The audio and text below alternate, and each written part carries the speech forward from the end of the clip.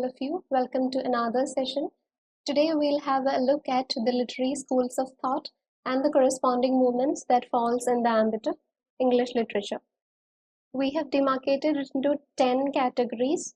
So we'll have a look at each school of thought, the corresponding movement, the works and major people involved in this particular movements. So let's start with the first one, Renaissance. The term Renaissance is basically a French term meaning rebirth or revival. In art and literature, it means the rebirth of Greek art, culture, the pattern of life, which is partly or largely destroyed by the repeated invasions of the Turks. The Turkish people were largely a barbarous lot who not only plundered the wealth of Greeks, but also destroyed their art and culture. Now, the final blow to this particular Holocaust occurs in the year 1453, the year of the fall of Constantinople. The Greek artists, scholars, poets, and philosophers fled from Greece and took away much of the manuscript with them and found a shelter in Rome in Italy. Now, this event can be taken as the starting point of Renaissance.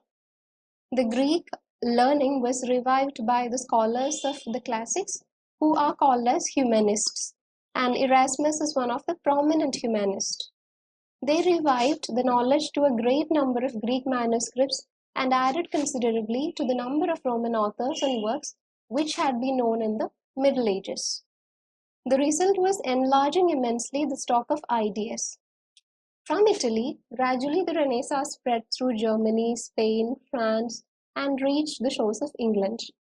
It became a mass movement during the reign of Queen Elizabeth.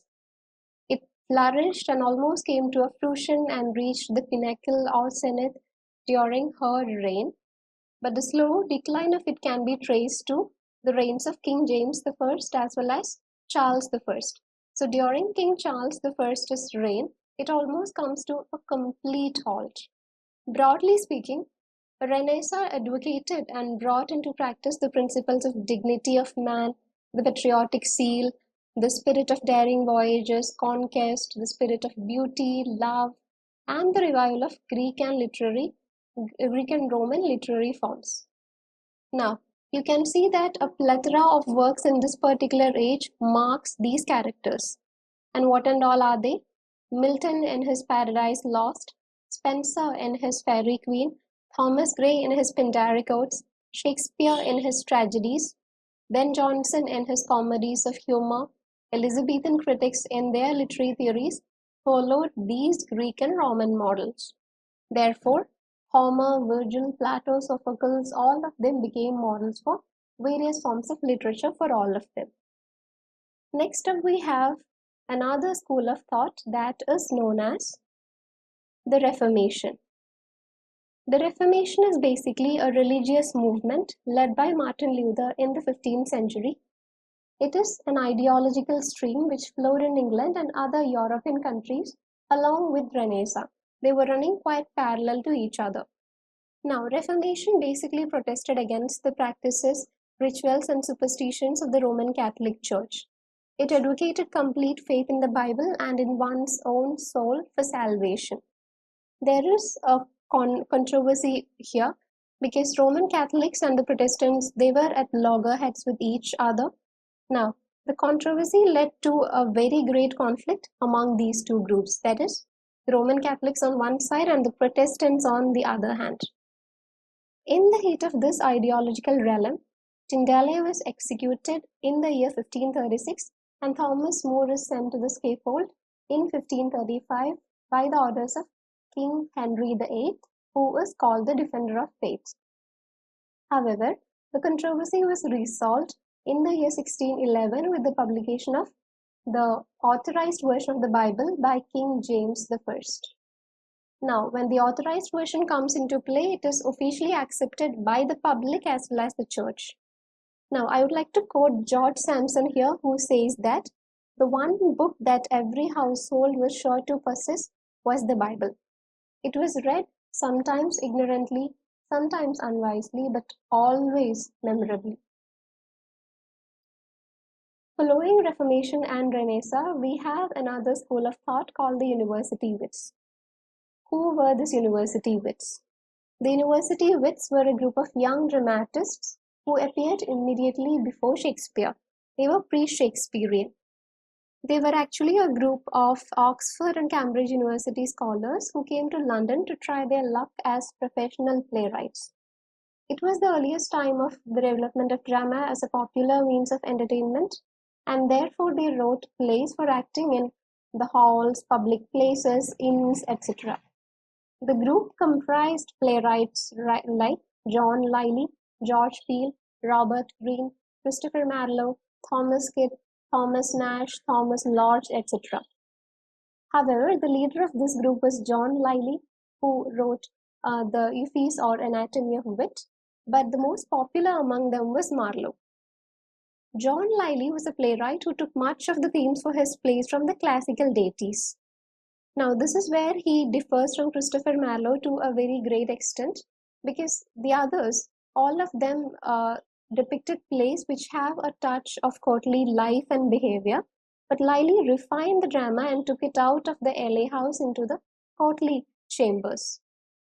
Therefore, you can see that even though their themes are more or less on the same veins of thought, Christopher Marlowe stood out among from them. Now, all of them were very much aligned in some particular aspects. For example, they were greatly influenced by the Italian authors, and they depicted a deep human feelings in all their characters. The others also, the prominent ones among them, including Thomas Kidd, who wrote the Spanish tragedy, contributed a lot to the development of English drama in their own ways. Now, coming to the most popular figure among them, Christopher Marlowe. He is the most outstanding figure amongst the university wits. His importance can rightfully be judged from the opinion of many critics who perhaps say that Marlowe was the model for Shakespeare. Had there been no Marlowe, there would have been no Shakespeare. In fact, it is said that he learned the basic concept of tragedy from Marlowe. The major works of Christopher Marlowe, ranging from Dr. Faustus, The Jew of Malta, King Edward II, Tamburlaine, and Dido, are the most remarkable plays of this particular age.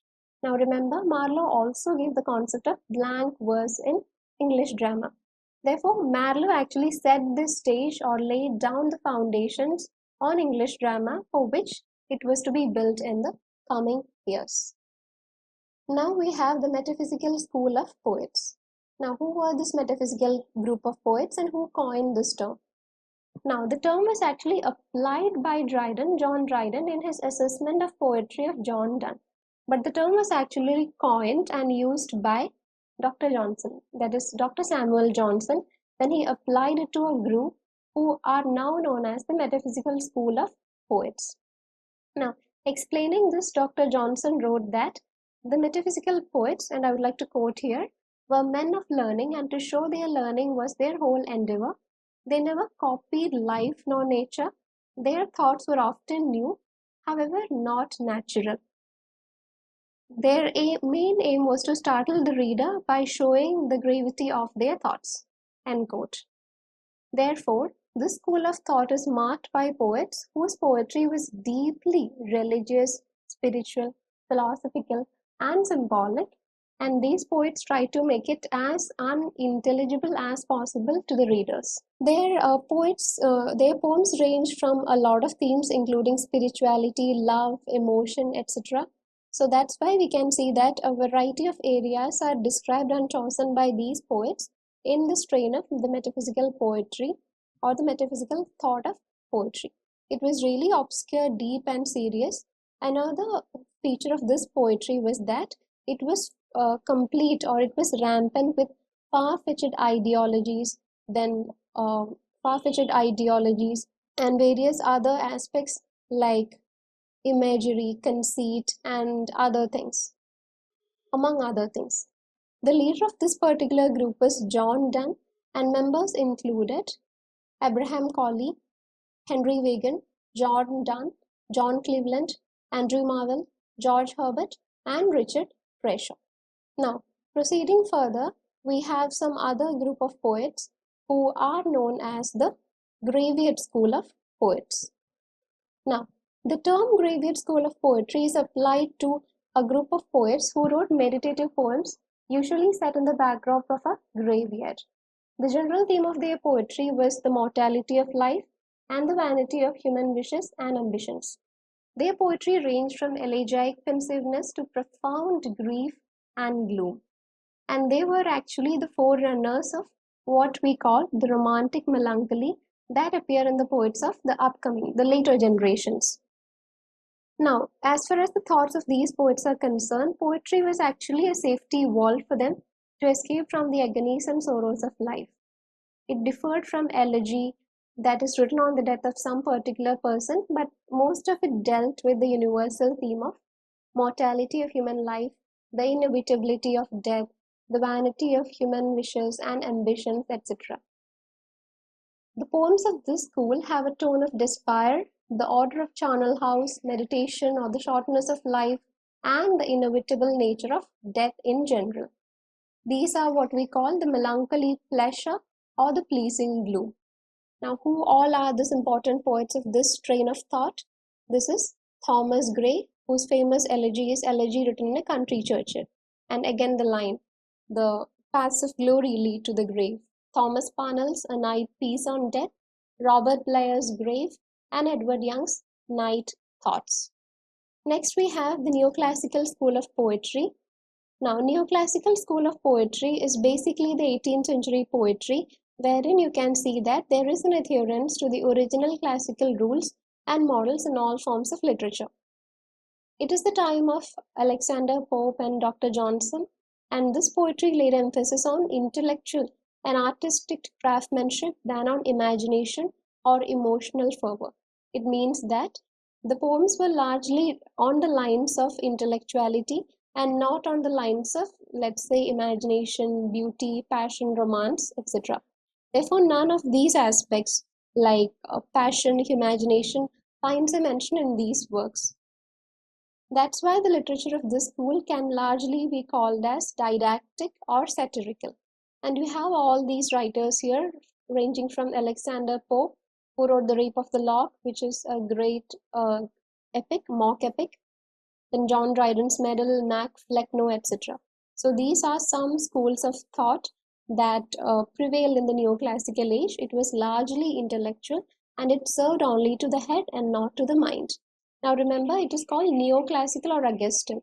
Why Augustan? Because it is coinciding with the reign of Emperor Augustus in Rome. Now proceeding further, we have the Romantic theory of poetry. So Romantic poetry or romance in general is basically that school of thought which prevailed from the year 1798. We already saw that Romantic poetry began in the year 1798 with the publication of lyrical ballads authored by both William Wordsworth and Coleridge. It has been variously defined by various scholars. Walter Peter describes it as the addition of curiosity to the desire of beauty. It is basically strangeness added to beauty. And you can see it in the works of prominent figures like William Wordsworth or Samuel Taylor Coleridge, then Shelley, John Keats, Lord Byron, Robert Southey, etc. Two terms are marked in this particular age, that is Romantic revival and Romantic revolt. It is called Romantic revolt because it revolted against the rigorous discipline, the urbanity, the intellectualism, and the satirical spirit of the neoclassical poetry of the 18th century. It is basically, the neoclassical poetry was basically mechanical and artificial, bred in the head and not in the heart. The Romantic poetry revolted against it, marking with imaginative light and emotional fervor. Now, emotionalism is the most remarkable feature. So it combines all of these aspects and gives us this new area of poetry known as the Romantic poetry. And there is an abundance of lyrics, songs, sonnets, odes, and even emotional poems in the Romantic age. Love poetry also came into prominence during the Romantic period. And Wordsworth is rightfully regarded as the champion of nature since he advocated nature, and the pantheism of Wordsworth is exemplified in this particular category. Now we have the Oxford movement. Now this is another religious movement apart from the Reformation.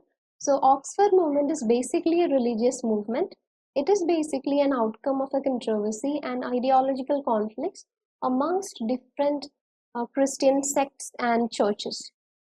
The battleground for this particular movement was Oxford, and therefore it is called the Oxford movement. All these controversies were carried out largely through tracts and pamphlets, and that's why it is also called the Tractarian movement.